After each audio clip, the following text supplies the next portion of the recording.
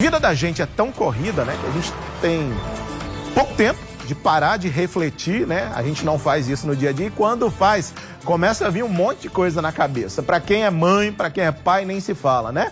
Será que eu tô me dedicando de verdade ao meu filho? Eu tô dando importância que deveria dar a um fato A ou a um fato B? Será que meus filhos vão me achar uma mãe pior, um pai pior por conta disso? É a tal da culpa, né? A gente trabalha tanto que a gente não reflete isso no dia a dia. Mas é justo com a gente mesmo? Faz sentido a gente ficar se cobrando o tempo todo?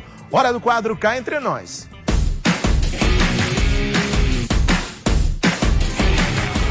E aí, Aline, vou começar já com essa pergunta. Bom dia pra você. É justo com a gente mesmo se cobrar o tempo todo?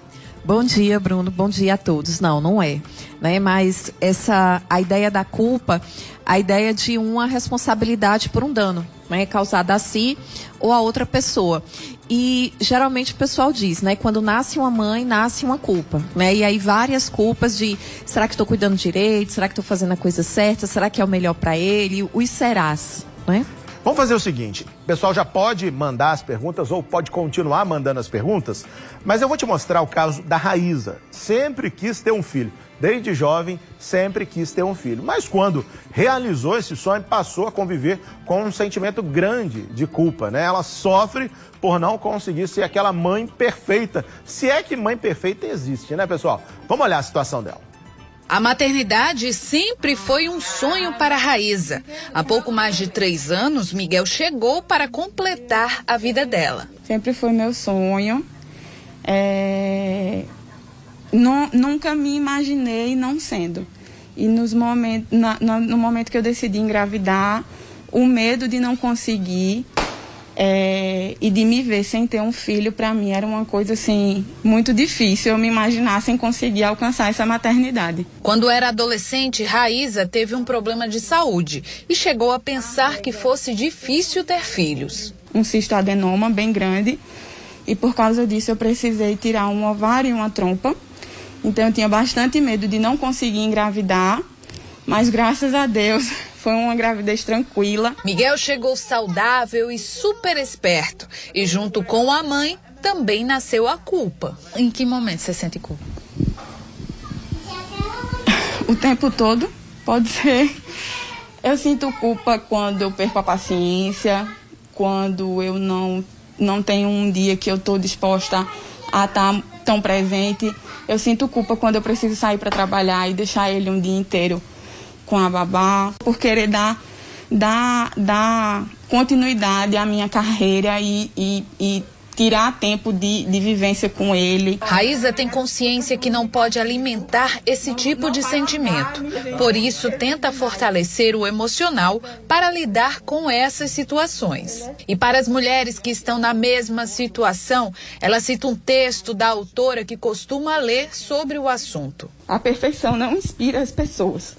O que inspira mesmo é o jogo de cintura, as manobras, a forma como você busca o melhor enquanto respeita a si mesmo, o jeito único que você lida com suas imperfeições.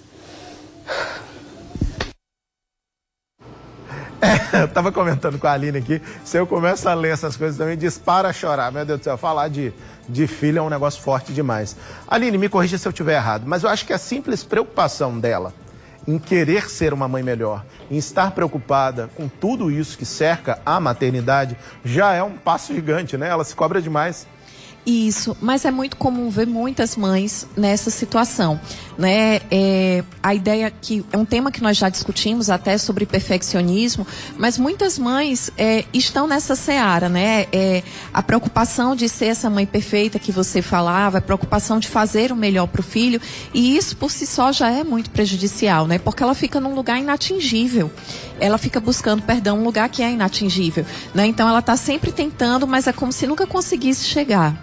A Wanda pergunta se os filhos têm essa mesma percepção, se eles esperam que a gente seja tão perfeito quanto a gente gostaria de ser para eles também.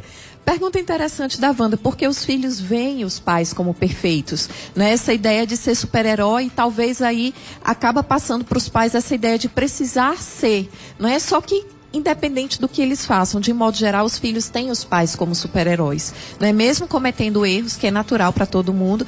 Então, às vezes, dá aquela frustração. Se eu não for o super-herói do meu filho, né, da minha filha, o que é que eu faço? Pedir desculpa em algum momento, se você tem certeza. A gente viu aí, falando sobre a história da bronca. Muitas vezes a gente dá uma bronca, depois percebe que essa bronca foi um pouquinho mais pesada do que deveria. Não estou falando nem de bater numa criança, porque eu não acredito nisso, mas entendo que há entre algumas famílias uma cultura de se dar o chamado tapinha. Isso a gente pode discutir em um outro momento. Mas quando você exagera nessa bronca, você exagera na hora de repreender. Pedir desculpa é importante, vale? É super importante, Bruno. Veja, a criança está vendo que a mãe cometeu um erro e ela está se redimindo disso, né? Ela está ao mesmo tempo ensinando a criança que se a criança errar, ela também precisa pedir desculpa. E como trabalhar a cabeça da gente, Aline, para entender que a gente não vai conseguir executar tudo, que a gente não vai ser o pai perfeito ou a mãe perfeita, mas a gente pode ser tão perfeito quanto for possível também. Como trabalhar isso na nossa cabeça no dia a dia? Então, é importante tentar se livrar desse perfeccionismo, né? Procurar uma rede de apoio no sentido de ter outros pais. Muitas vezes as mães, os pais compartilham muito conquistas, né? Avanços que a criança tem, mas é importante compartilhar também medos, dificuldades, bloqueios, né? Porque a pessoa passa a não se sentir sozinha, né? Ela dizendo assim, poxa, hoje eu não consegui fazer isso, eu tinha várias coisas para fazer e não consegui fazer nada, e compartilhar isso. E da mesma forma também, se uma outra mãe chegar, também conseguir ouvir e receber essa percepção de limitação. A Sandra está falando aqui sobre o julgamento das outras pessoas. Eu imagino que ela está querendo dizer é que muitas vezes a gente faz ou se cobra partindo do julgamento do outro. Às vezes nem nós mesmos temos aquela percepção, mas o outro vem e fala e aí a gente fica, meu Deus, é verdade, a gente está fazendo isso. Como se portar diante aí desse julgamento o tempo todo? A gente está sendo julgado o tempo todo. Pois é, a Sandra tem razão aí, né? Diz assim, olha, você tem que amamentar até 1 ano e meio, você não pode fazer isso, né? Os palpiteiros vêm também de plantão aí nessa jornada da maternidade.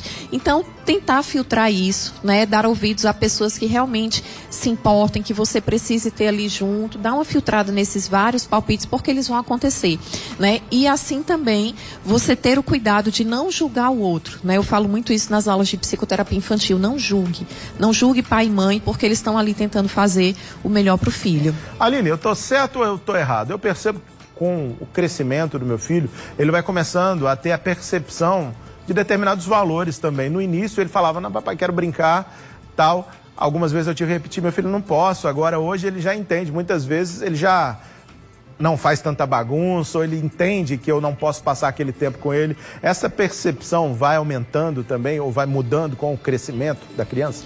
Vai aumentando e à medida que a criança vai adquirindo sua independência, né, sua personalidade, ela vai tomando aquilo para si, que ela valoriza dos pais e traçando outros caminhos também que ela considera diferente.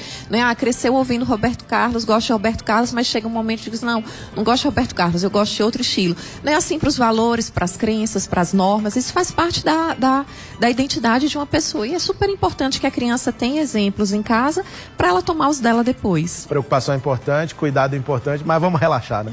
Exatamente. Aline, obrigado. Obrigada, Até Bruno. Até semana que vem. Aline Arruda conversando com a gente, pessoal.